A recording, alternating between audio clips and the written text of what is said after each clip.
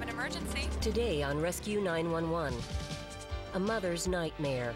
A child calls 911 when his mother has pregnancy complications. I thought they were both gonna die. Doctors must save 2 lives at once. There was a good possibility the baby was not alive at that point. Then, 911.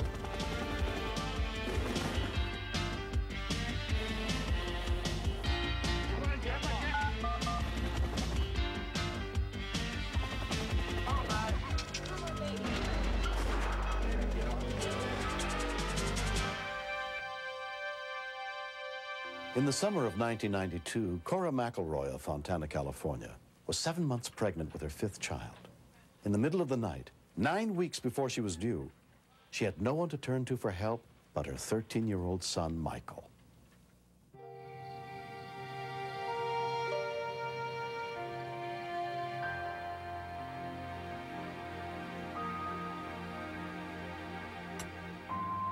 My mom came in and she woke me up. And she told me that she had a little water leaking and she thought maybe she was going to have the baby. But just for a little while, everything's okay. And I was just going to get up and watch my brothers and sisters while she went to check herself out at the hospital.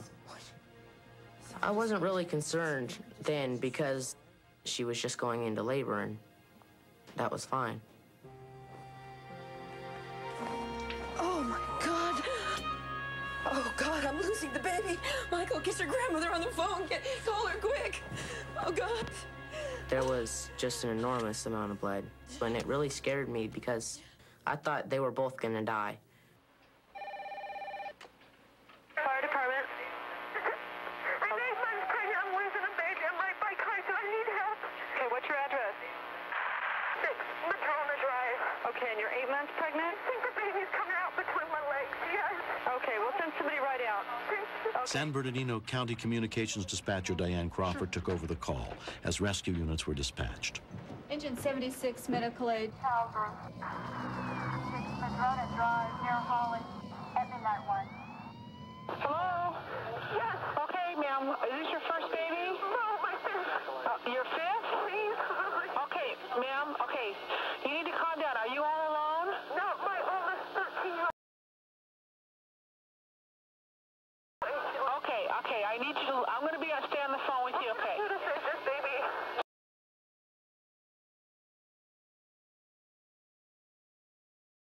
Okay, you need to lay down, okay? I'm laying down. You're laying down? Okay, you need to put your legs up. Okay. She told me she was bleeding. When your water breaks, there is blood, and that was my first impression. I thought, this is just a normal childbirth, and this person is just afraid. I'm just scared. I'm an OB nurse. You think I know? I know, that's okay. It's a big scar. Okay. Oh, I'm hemorrhaging. Okay, calm down, okay? Okay, the paramedics are on the way, okay? When she told me that she was a nurse, then I realized that she knew what she was talking about. Okay. I knew at that point that this is serious. She has seen everything. She probably knows exactly what's happening to her. When we continue. I was just doing all I could to try and keep her mind away from what was happening to her. I was afraid she was just going to bleed to death. The 24th of June? What is taste loss? Am I at risk?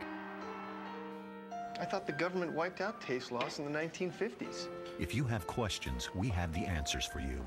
How can we fight taste loss? Protect yourself with a great-tasting, less-filling Miller Lite, with more taste than Bud Light and half the carbs. And please, keep asking questions. Is now a good time to talk about taste loss? Anytime is a good time to talk about taste loss. Miller, good call. Every day, all across America, unsung heroes are on the scene, saving lives.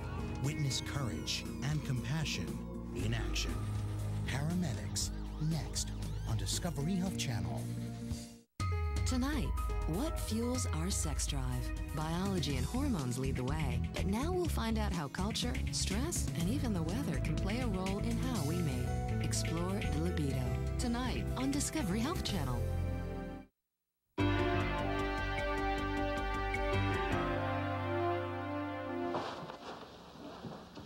I really wanted to help her, but I didn't know what I could do. It scared me to see all the blood because I thought it was almost all the blood in her body. Okay, ma'am, do you feel like you have to have that baby? Yes. Okay. Are you having pain? many minutes apart are they? Do you know? I just got it. It's like one strong pain. Oh, my God. Okay. You're probably... It has to be one of the worst things any woman can go through. She knew she was hemorrhaging. This was not normal, and that's why she got so scared. You feeling better now? You're in another pain? No. Okay. It's just like shock, you know, you're shaking. Yeah. Shaking real bad. You're starting to shake? Oh, yeah. Are you still bleeding real heavy? Yeah. Okay. Okay. Getting shaky means you're going into shock. I was afraid she was going to bleed and die. She was just going to bleed to death. They're on the way. They've been on the way 3 minutes already, okay? Yeah. Okay. They're getting there as fast as they can. I know. Okay. I'm just trying to feel if I can get a kick or something out of this baby, and I don't feel anything. Well, maybe it's just, you know. She knew there's something wrong with this baby because she was getting no movement from the baby at all, and this was scaring her a lot. Are you with me? Yeah, I'm with you. Okay. There was a good possibility the baby was not alive at that point. Are you still feeling real weak? Huh? No, I'm doing okay. You're doing all right? Okay, good. Okay, the firemen are there, Cora. Oh, my God. Okay, now just take it easy. Okay, I want your son to go let him in, okay? Yeah, he's out front. Okay, and I'm going to stay on the phone with you till they get into the bedroom with you, okay? Yeah. And we'll just say goodbye when I can hear them talking to you, okay? EMTs for the San Bernardino County Fire Agency were the first to arrive. Moments later, they were joined by Mercy Careline paramedics. Okay, are they inside with you now? Not so good. Here. Okay, bye-bye. Thank you, Diane. Okay, bye-bye. Paramedic Mike Richardson and his partner took charge at the scene. As soon as we came in the room, we realized that we have a life and death situation with both the baby and the mother. 10 minutes like this, Mark. About 33, 34 weeks pregnant this time. Her name's Cora. Hi, Cora. We thought that it was a possible abruptio placenta because of the painful, profuse bleeding. The placenta itself separates from the uterine wall, and just as soon as that happens, the baby is in danger. All right, the flat. We're gonna start an IV on you, Cora, okay? Cora's mother, Barbara Gullick, an emergency nurse, got there shortly after the paramedics. When I arrived and I saw what I saw, there was no doubt in my mind what was happening. Yes, okay. My worst fears were confirmed. When the ambulance rolled away, I was very much aware that I may lose a child and a grandchild. But she was on her way, and I was keeping my fingers crossed. Cora was taken to Kaiser Permanente Hospital in Fontana, the same hospital where she worked as a nurse. A medical team was awaiting her arrival, led by obstetrician Rodney Parker. With the amount of bleeding that Mrs. McElroy had, I was somewhat hesitant to believe that the baby was alive.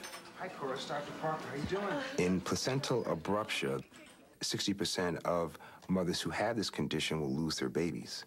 First, I'd like to make sure we have a fetal heartbeat. The fetal heart monitor showed that the baby's heartbeat was extremely slow. I didn't feel that the baby had much more time. Can I get a sonogram, please? Cut it. Cora was rushed into surgery, and an emergency cesarean section was performed. Okay, cut the push. There we go. Okay, suction. At the first minute of life, Cora's baby was in dire straits. He was extremely limp. He showed no active motions and did not try to breathe by himself. Out of a possible APGAR of 10, the baby only had 2. Heart rate's 40. Okay. We were very worried at that time if Cora's baby was going to make it. Our neonatal team quickly placed an endotracheal tube into his throat and manually pushed air into his system to help him breathe and get his heart rate to improve.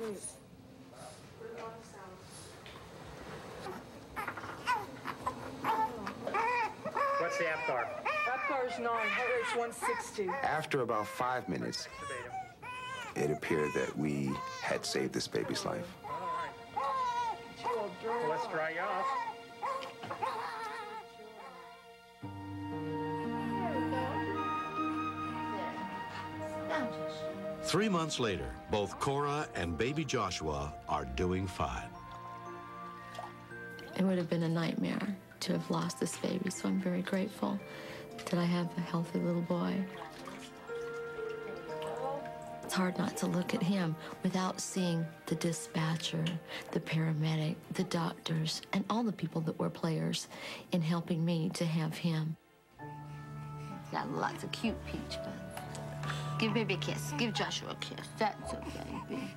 Say, I love you, Joshua. I love you, Joshua. I love my mom a whole lot, and I'm glad that she's okay. And so is the baby.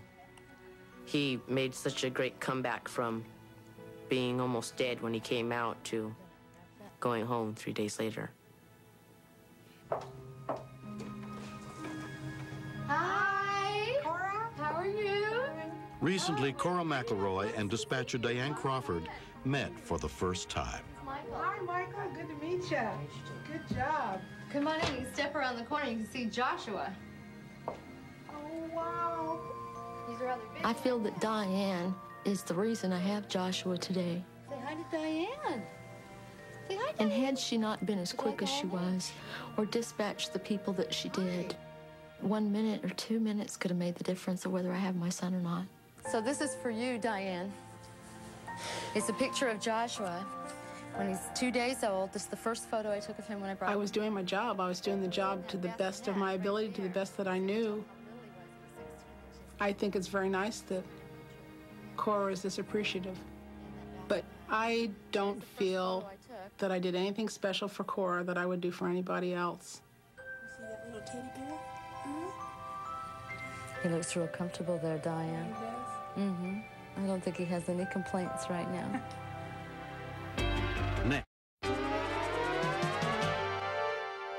Next, step inside the command center where the calls for help are answered and meet the real-life heroes who save lives. Stay tuned for another episode of Rescue 911. Next on Discovery Health Channel. Real life, medicine, miracles. Mr. Shapiro, step out of the car, please.